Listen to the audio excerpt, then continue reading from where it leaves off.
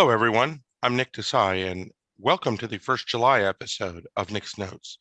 Last week, I made a comment on LinkedIn, a very short comment, that mental health should be a available, insured, and required part of every primary care exam.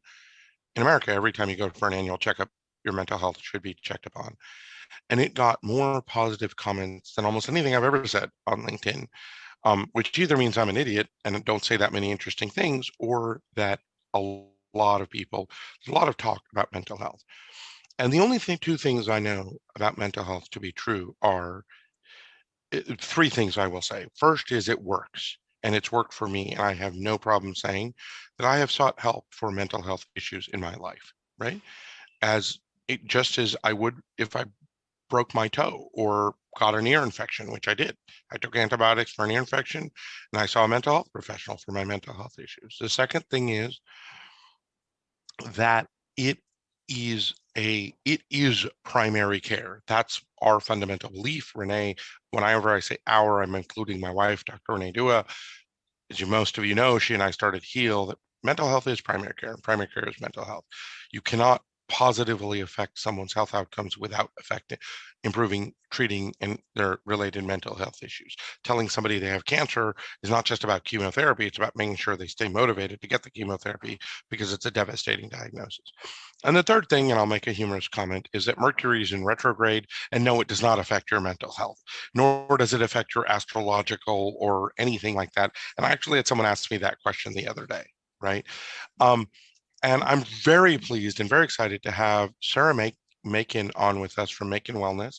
She's an entrepreneur who started a teletherapy company in the Pennsylvania market and grown it out with no investment capital to a seven-figure revenue business, and provides help to people of all shapes and sizes. So, Sarah, welcome to the program, and it's great to have you on today.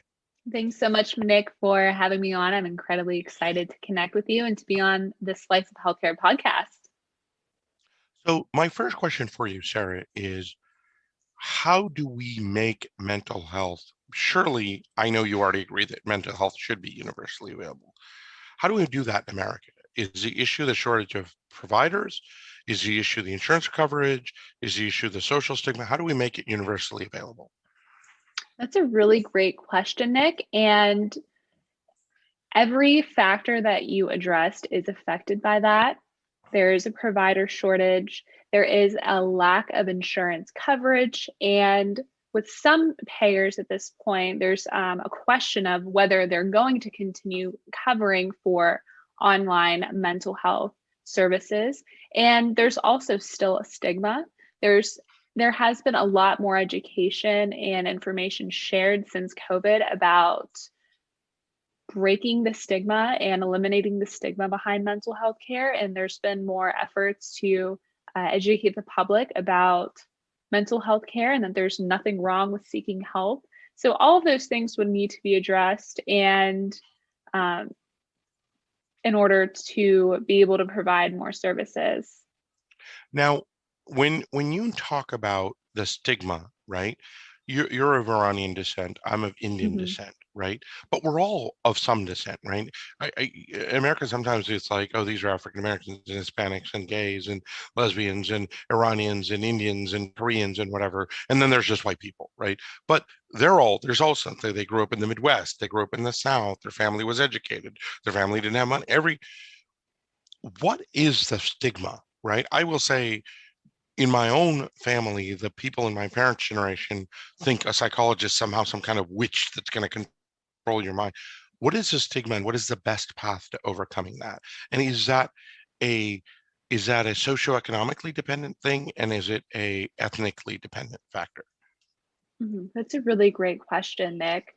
So there's several things that do need to be addressed with that. The first thing, and this goes back to the educational piece when you mentioned like your family previously thought that, a psychologist or a counselor is some type of witch doctor that's going to control or manipulate your mind. That is definitely not the case. And sharing more information with the public about what mental health care is, what it does look like, and how there are providers here that are able and want to support you and have the training and the expertise and the empathy in order to really be able to support you in a deep way is very important. And part of it is a cultural challenge because you mentioned America is so diverse and there's all different types of people with different religious and spiritual backgrounds and with different ethnicities and different cultures. And if you grew up in a culture where something is looked down upon, it takes a lot of effort to sort of reprogram your brain, even if the evidence and the research shows that this thing is helpful and is effective. It takes spaced repetition. And so there have been a lot of different campaigns, both publicly and privately, to educate people on mental health care. It is okay to seek out help. It is not a sign of weakness. It is absolutely a sign of strength. And everyone has a brain. So of course, everyone is going to have some sort of challenge with their mental health at one point or another. And it doesn't mean that there's anything wrong with you or anything bad with you.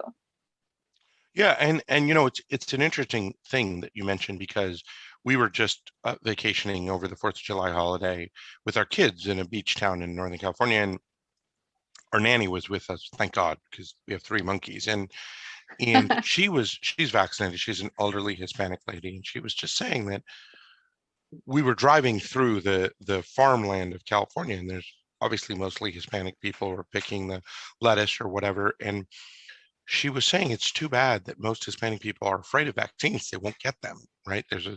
And these are people who are exposed to other people by virtue of their job. They have to be, right? They don't have a choice. And I think it's true in mental health as well, is that the people who need it most are sometimes the least likely to reach out for that help.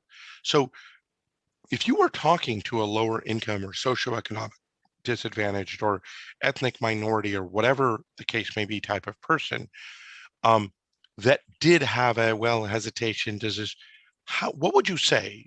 Talk to me as if I'm that person. What would you say to get them to start the process? Well, I would first just ask them questions about what's going on with them. How have you been feeling? How long have you been feeling that way? And I would just give them a space to share what's been going on, and listen in a very non-judgmental way. And essentially share with them that just because you've felt a certain way for a long period of time or a short period of time doesn't mean that you have to, like, that there's no other options. There are Right. options. You can heal. There are providers who can help you. And I would encourage them to seek out to get help, and that, it's going to help them. And there's nothing wrong and there's no shame with that. I was actually looking at some statistics when I first launched Makin Wellness several years ago, and it was in 2016. Approximately 55% of Pennsylvania residents were in some form of counseling at that point in time. This is 2016, and so if over 50% of the population is in some sort of therapy, it's because we all need help. We all have Yeah. various challenges, and no one is perfect. Yeah. And there's always things that we can continue to work on. And I'm sure for the audience of Slice of Healthcare, you're probably in the healthcare sector, which is incredibly challenging and very stressful. And of course, there's nothing wrong with seeking out for help, Yeah. and getting help. I mean, I am consistently in therapy to ensure that I have a place where Yeah. I can confidentially air out what's going on. And I've found it to be tremendously helpful. And I think everyone needs someone to talk to.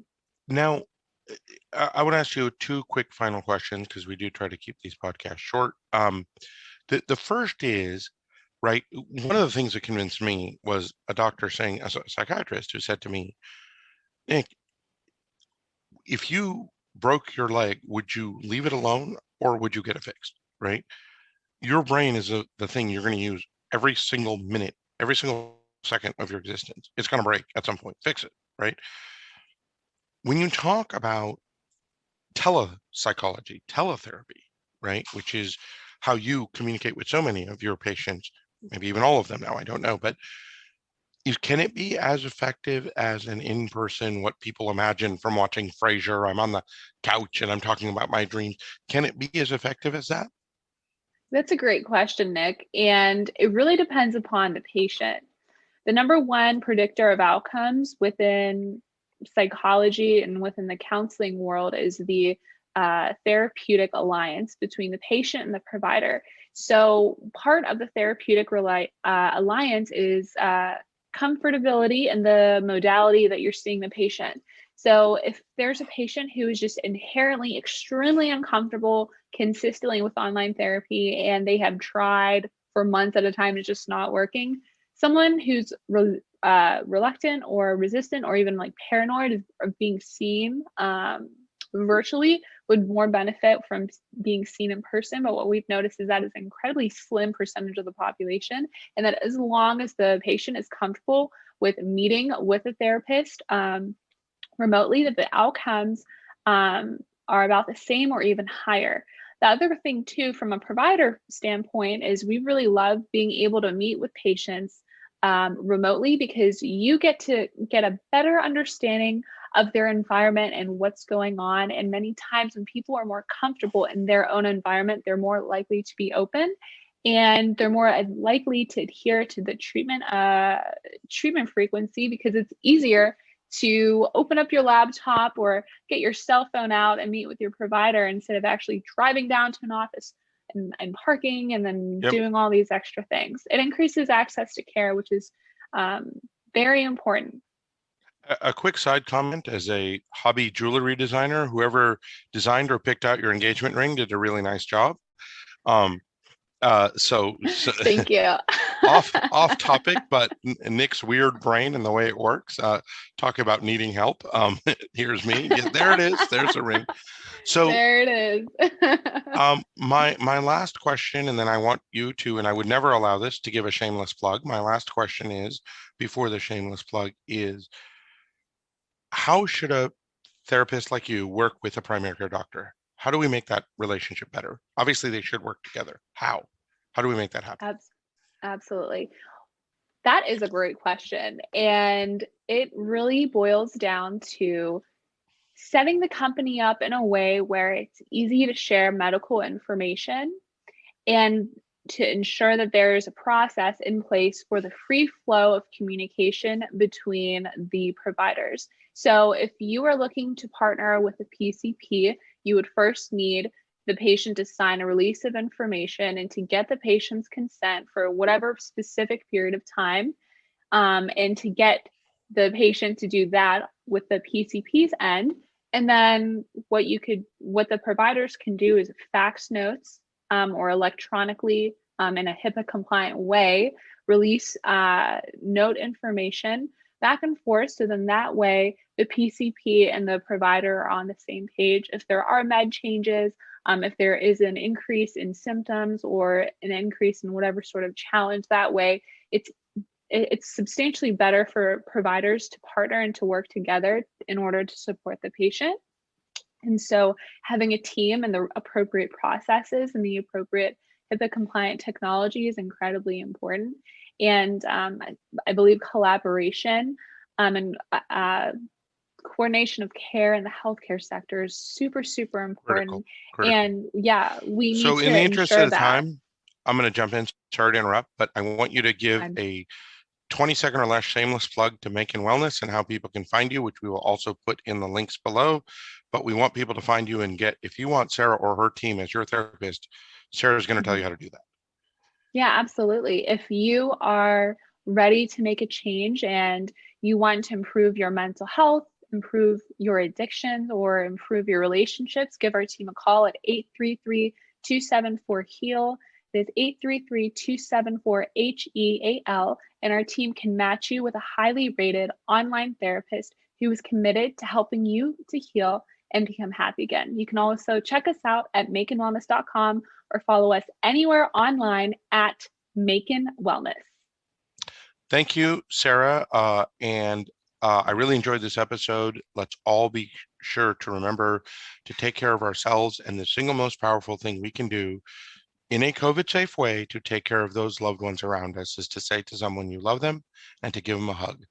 It has incredible powers. So try to do that and be kind to one another. Thank you all.